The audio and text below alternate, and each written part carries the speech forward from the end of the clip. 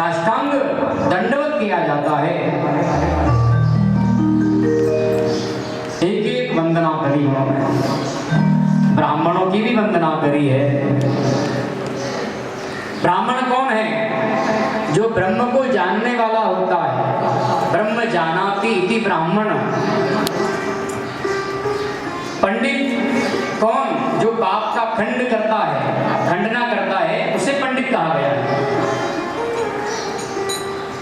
द्विज, दूसरा जन्म जो धारण करता है, जनेऊ धारण करने के बाद द्विज हो जाता है। विप्र, ये सब अलग है। विप्र अलग होता है, उपाधियां अलग अलग है, ब्राह्मण अलग है, पंडित अलग है, द्विज अलग है। तो यहाँ उन्होंने ब्राह्मणों की वंदना करी है। ब्राह्मण कौन है? पृथ्वी के देवता हैं। ब्राह्मण कौन है? पृथ्वी के देवता हैं। बंदौ प्रथम महीसुर चरणा, बंदौ प्रथम महीसुर चरणा, बंदौ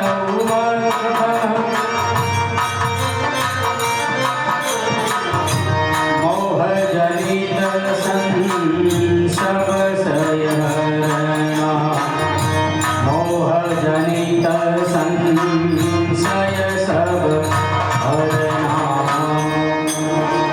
मोह, अज्ञान जो होता है उसको नष्ट करने वाले महीसुर, यानी मही माने पृथ्वी, पृथ्वी के देवता हैं ब्राह्मण देवता, इसलिए उनका वंदन किया है, उनको पूजन किया है, चरणों में वंदन करते हैं। फिर साधु, साधु की भी वंदना करी है। साधु किसे कहते हैं? साधु किसे कहते हैं?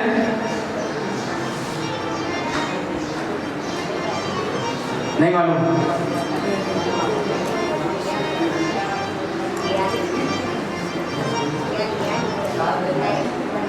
जो साथ देता है, एक आवाज है जो साथ देता है। हाँ, साधु, साधु का मतलब ये होता है कि जो साधना करता है। क्या करता है? साधना, भगवान की भक्ति करता है, भगवान के मार्ग की ओर जाता है, भक्ति करता है, और स्वयं तो करता ही करता, दूसरे को भी साथ में रख करके उससे भी साधना करवाता है, उसे साधु कहा जाता है। साधु कोई जात नहीं है, लेकिन हम लोग साधु की जात मान लेते हैं, ये साधु है। साधु नहीं, साधु का मतलब साधना करने वाला। आप सभी कौन हो? आप भी तो साधु ही हो, साधना कर रहे हो, आप भी भगवान की भक्ति कर रहे हो, आप भी साधु बन गए, साधु।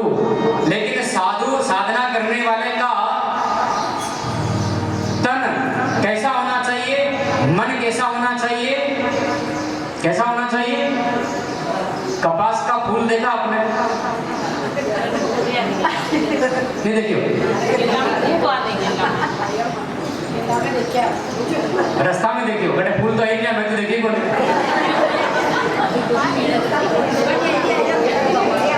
आज तो छोटा छोटा पौधा है। अरे देखा मैं झूठ बोल रहा हूँ? अरे राम राम।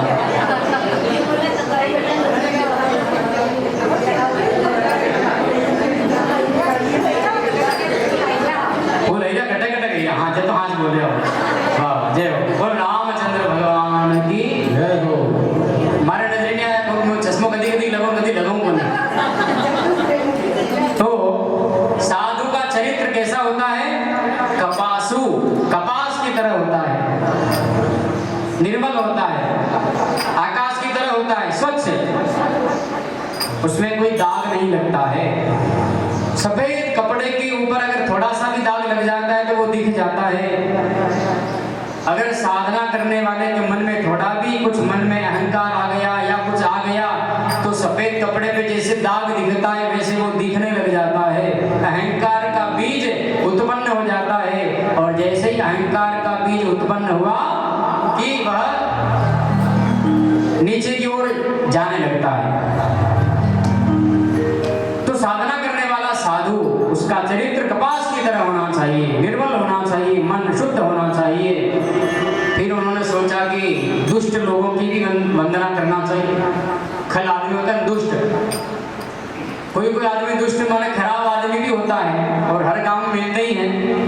एक कहीं कहीं मिलता है, कहीं नहीं मिलता है, लेकिन लगभग मिल ही जाता है। तो गोस्वामी जी ने विचार किया कि इस खल आदमी की, दुष्ट आदमी की वंदना नहीं करूंगा तो हमारा काम ये बिगाड़ देगा, इसलिए उसकी भी वंदना उन्होंने कर ली है, दुष्टों की भी वंदना करी है। मान लो कोई दो मेहमान आए, किसी लड़के को देखने वाले आए और गांव में एक खल आदमी, दुष्ट आदमी रहता था, जो सबका काम बिगाड़ने वाला खराब आदमी मान लो।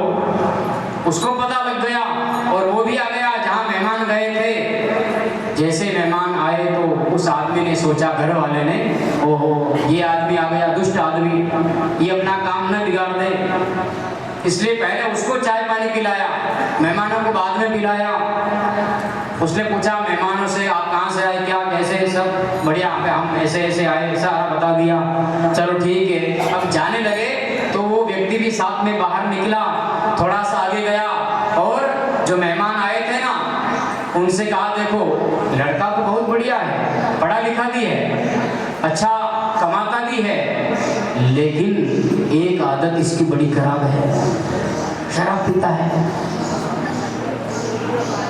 वो सारी बात उस दुष्ट आदमी ने बिगाड़ दी, बीड़ी पीता है, कभी कभी इसको वो बोलते हैं मिर्गी का झोला भी आता है, तो उसने काम बिगाड़ दिया, मेहमान वापस आए ही नहीं। इसलिए तुलसीदास जी ने विचार किया कि इनकी अगर वंदना नहीं करूंगा तो ये आगे जो है मेरे खटका कोई पैदा करेंगे, इसलिए खल की भी वंदना उन्होंने करी है, दुष्टों की वंदना भी करी है। फिर गोस्वामी जी सोच रहे हैं कि तीर्थों की महिमा का भी जो है अनंत फल है, तीर्थों को भी उन्होंने वंदन किया है। तीर्थों में जाकर के हम लोग अपना पाप को धो लेते हैं, तन को पुनः पवित्र कर लेते हैं, तो तीर्थों को भी उन्होंने प्रणाम किया है, वंदन किया है। और फिर सोचा कि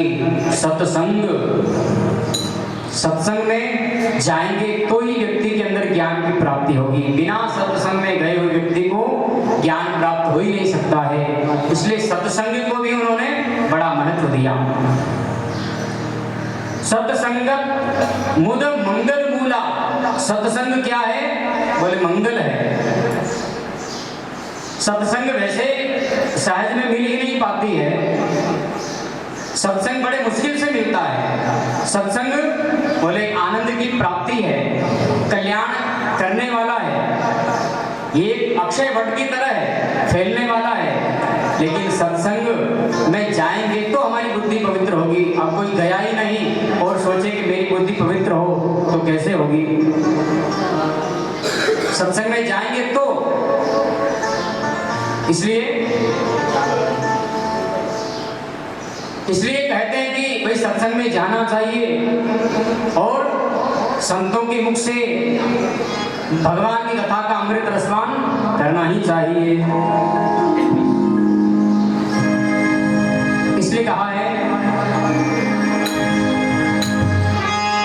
अरे भाई मारा सत्संग में जाया कर, थोड़ा थोड़ा राम जी का भजन किया कर। भाई मारा सत्संग में जाया कर, थोड़ा थोड़ा राम जी का भजन किया कर।